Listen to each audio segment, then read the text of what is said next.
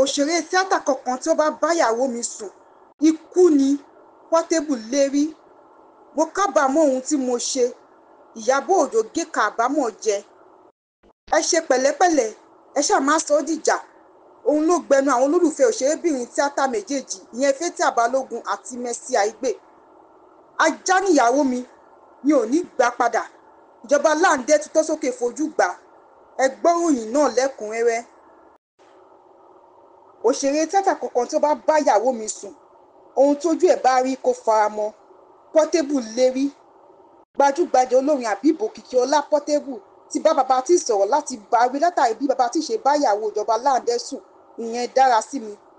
Babatí padà jẹ́ pé lóòótọ́ ni òun báyàwó ìjọba Láǹdé sùn tó sì tọrọ àforíjì lọ́wọ́ ìjọba Láǹdé ṣùgbọ́n tí ó sọ pé ọtí tóun mú ló ṣe okùnfà ìṣẹ̀lẹ̀ náà. Portable ti bu ẹnu àtẹ́lu Babatí pé ohun tó ṣe kò dáa rárá àti pé ẹnikẹ́ni tó bá dánwó ẹ̀wò láṣà pẹ̀lú ìyàwó òun Àṣàbí tó ń ṣeré tíátà àti pé irú ẹni bẹ́ẹ̀ ikú ni. Ó wá fi kóhùn ẹ̀ pé òun fẹ́ràn Babatí o ṣùgbọ́n ohun tó ṣe pẹ̀lú ìyàwó ìjọba Láǹdé kò dára àti pé ó lè mú ìfàsẹ́yìn bá ayé ẹ̀. Babatí sọ pé òun kò mọ̀ọ́mọ̀ pé àṣìṣe ni tó sì dúpẹ́ lọ́wọ́ Portable pé ó wá sọ́dọ̀ òun láti béèrè bọ́wọ́ ṣe jẹ́ lẹ́nu òun. Ẹ ṣe pẹ̀lẹ́pẹ̀lẹ́, ẹ ṣáà má sọ dìjà. Òun ló gbẹnu àwọn olólùfẹ́ òṣèrébìnrin tíátà méjèèjì ìyẹn Fathia Balogun àti Mercy Aigbe Adéòtí. Ó dàbí wípé àárín gbajúgbajà òṣèrébìnrin tíátà Fathia Balogun àti Mercy Aigbe Adéòtí ó gún régé látàrí ojú burúkú tí wọ́n fi wora wọn níbi òde kan tí wọ́n ti pàdé láìpẹ́ yìí.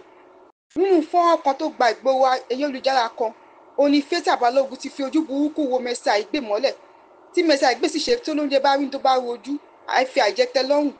Èyí ló mú káwọn ènìyàn máa sọ pé ó dàbí pé fàákájà kan ṣẹlẹ̀ láàárín àwọn méjèèjì. Bí Fathia Balogun ṣe ń bọ̀ lọ́dẹ ní Ọlájàó láti kí ló ti fi ojú burúkú wo Mercy Aigbe èyí tó mú kí Mercy Aigbe gbé ojú ẹ̀ kò lọ́dọ̀ ẹ̀. Lẹ́yìn ìgbà náà ni Mercy Aigbe kójọ́ mọ́lẹ̀ pẹ̀lú ọkọ ẹ̀ tí kò sì ka ọ̀rọ̀ náà sí nǹkan kan. Àwọn èèyàn ti ń sọ pé kí ló lè fàjà láàárín àwọn òṣèrébìnrin méjèèjì. Ohun tó pamọ́ sójú ẹ̀dá kedere ló hàn sọ́dọ̀ Olódùmarè. Mo kábàámọ̀ pé mo ní kí wọ́n wó òkú Mohbad. Òṣèré tíátà ìyẹn Ìyábọ̀ Òjó sọ pé òun kábàámọ̀ pé òun ṣàtìlẹ́yìn pé kí wọ́n wó òkú ọkùnrin ìlérí olúwa lọ́ba ìyẹn Mohbad. Ìyábọ̀ Òjó sọ̀rọ̀ yìí nínú ìfèròwérò tó ṣe pẹ̀lú Ṣéun Olókètúyì.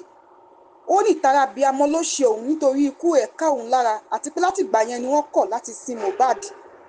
Ó sọ pé fọ́nrán níbi tí ohun Mohbad ti wọ́ ni ó mú òun sọ̀rọ̀ èyí tí òun kábàámọ̀. Tí ò bá gbàgbé Mohbad kú ní ọjọ́ 12 oṣù kẹsàn-án ọdún 2023 tí wọ́n sì sin lọ́jọ́ kejì.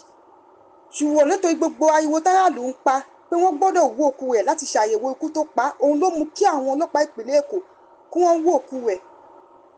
Nígbà tó sì di ọdún 2023 ni bàbá Mohbad ti jáyé kanlẹ̀ pé òun ò ní sin Mohbad àfi tí àwọn bá ṣàyẹ̀wò DNA fún Liam ọmọ Mohbad. Láti ìgbà yẹn ni Mohbad ti wà nílé ìgbòkúsí tí wọn ò dẹ̀ tí ì sin láti ìgbà yẹn náà.